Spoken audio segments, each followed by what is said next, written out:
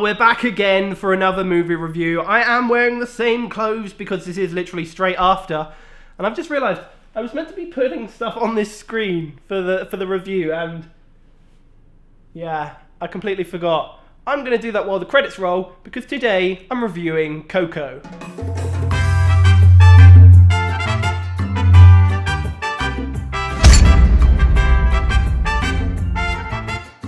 So, Coco was released in the UK last Friday, so that was yesterday for me, and I'm not quite sure when this was going up. It's probably going up next week sometime, so last Friday, that should be correct. It's been in America since December time, I believe, so it's really not a new movie, hence why you can probably pirate it, but I wanted to go and see it anyway. I have a limitless card, so it really doesn't bother me. Normally, if a movie has that kind of big separation, especially in countries like the UK and America, where we're so similar in many ways, I don't want to go and see it in the cinema because I'm like, people have been to see it already.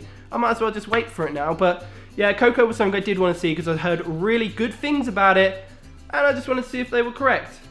I do really love most Pixar movies, which is why I actually wanted to go and see this. I was kind of expecting it to be a musical, and I don't know why. I think that's probably because I watched a lot of like Moana, but they're not like the same thing, are they?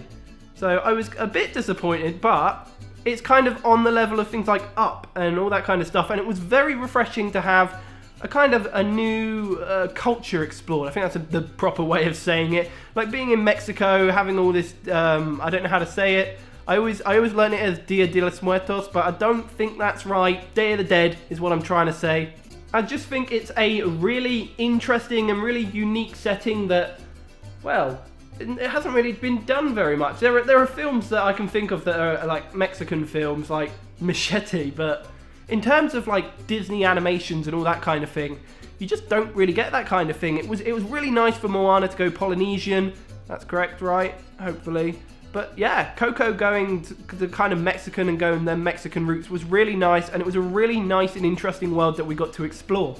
The story was interesting. It had a few nice twists and turns, many of which I can't really mention because I'm not going to spoil it for you. I will give a brief overview of the story. So we're basically following this kid called Miguel, and what he does is he wants to be a musician, but his family hates music, which I'm not really sure how that's possible.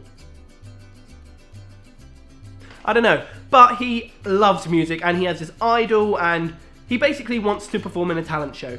And to do this, he needs his guitar, but his music-hating family smash it up because they hate music somehow.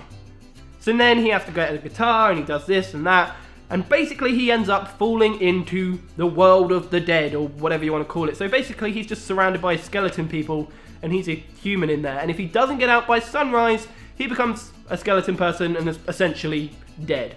It's a really unique and interesting concept, something that I don't think I've ever seen.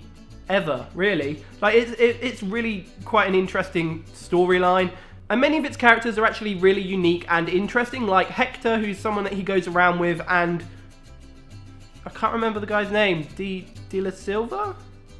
Something like that. He's quite an interesting character, and there's a few nice little plot elements that revolve around them. One thing that I did actually have a bit of an issue with is if this movie was about like him wanting to be a musician and all about how music drives his life, then there really wasn't that much music in it. Weird that. I mean, there were a few scenes. There's like a talent show moment, and then he sings a few times, but kind of when I'm thinking of a movie about music, I kind of want it to be more Baby Driver, where the music is fueling it, and a lot of the time it just didn't feel like that. That's why I constantly kept feeling like this should be a musical. Now, that's weird to say, and comparing it to The Greatest Showman, The Greatest Showman was so driven by its music that the story actually suffered because of it.